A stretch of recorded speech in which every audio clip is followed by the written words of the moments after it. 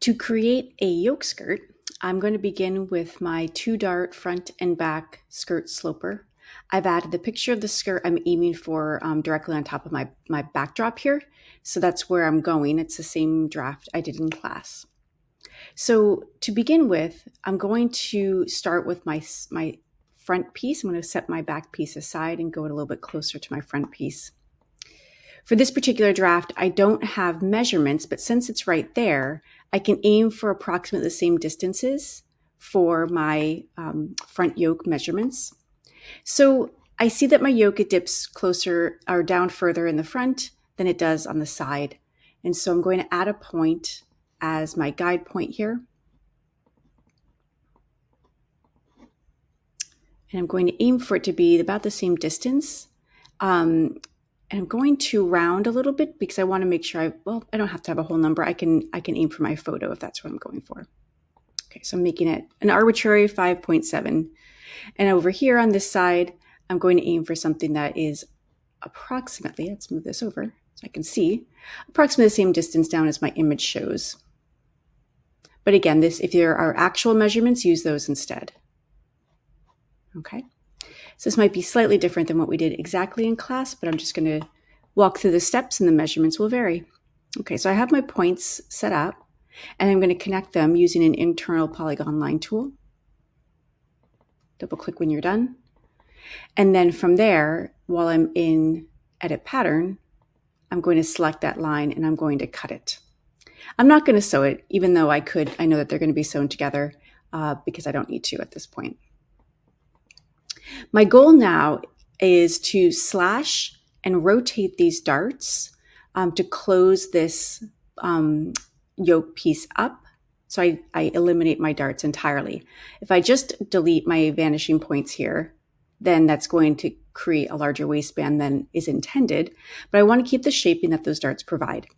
So you can either rotate them and bring them to the bottom, or you can cut through using internal polygon line tool to the other side of our piece, such as you would if you were slashing this on paper. So I'm just going to connect these down to my perimeter and then highlighting both of those new lines, I'm going to cut them. So now I will have 3 pieces. Okay. I'd like to merge all these pieces together. And in order to do that, I'm going to delete these extra points and do my merge function.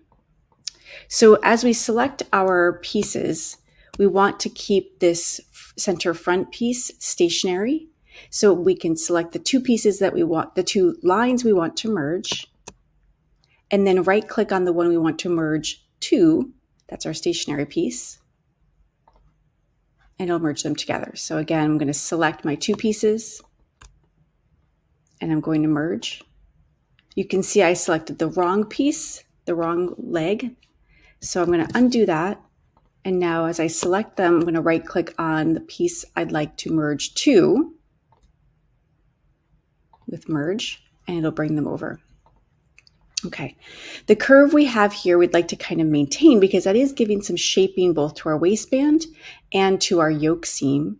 So to keep the curve while smoothing out these points, we can go to Smooth Curve function and we can highlight the beginning and end of our waistline there, highlight the line we'd like to replace, and bring this down. And I'm aiming for 3 things kind of. Right angles at the center front and the side seam, and to get as close to these points as I can to maintain that nice curve. I can adjust the angles of my corners afterwards, and that looks pretty good. And I'm going to do the same down here since I'm already in my smooth curve function. That's the line I'd like to replace, and I'm going to bring this down. In this case, because I have a V at the center front, I don't need my center front at the bottom yoke to be at a right angle, but I do want my side seam to be at a right angle, so that's where I'm mostly looking there.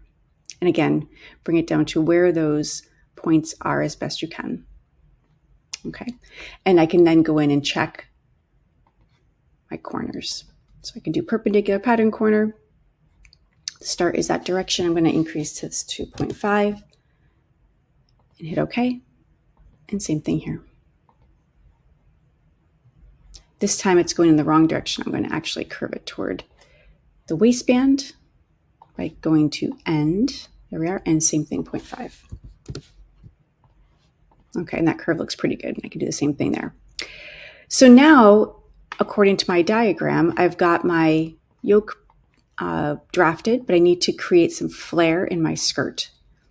You can do this by a slash and spread method. You can actually literally slash these pieces apart using your internal line and doing a cut function. But this function here, this is my slash and spread function. I could use a fullness point instead. So I'm going to start by drawing a line from the yoke line down to the hem. You can use your shift key if you want to keep it parallel.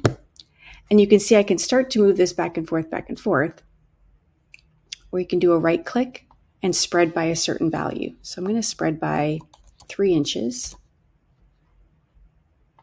Okay, and I can see I'm already setting off my grain line there, and I can do another spread here by the same value.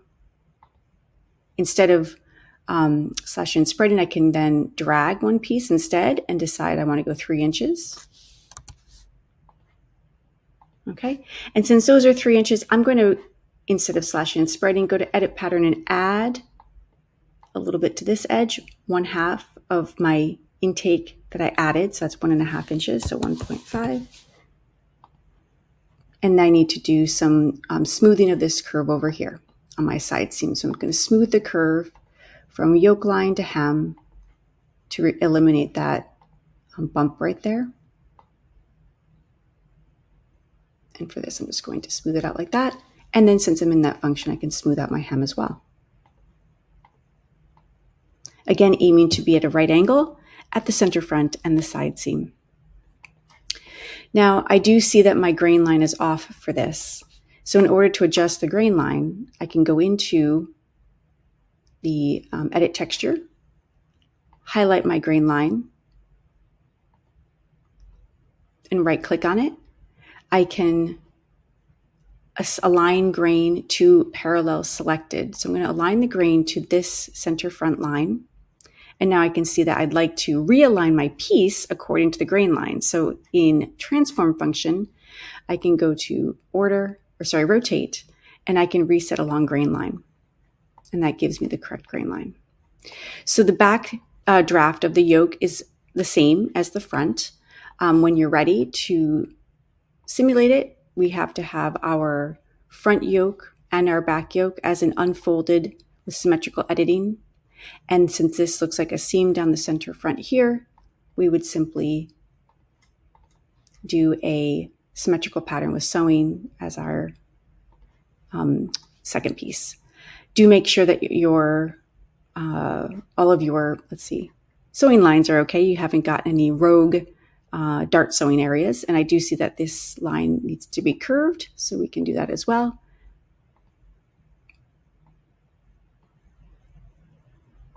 Before we go, I'm going to replace that line and make this a nice curve here.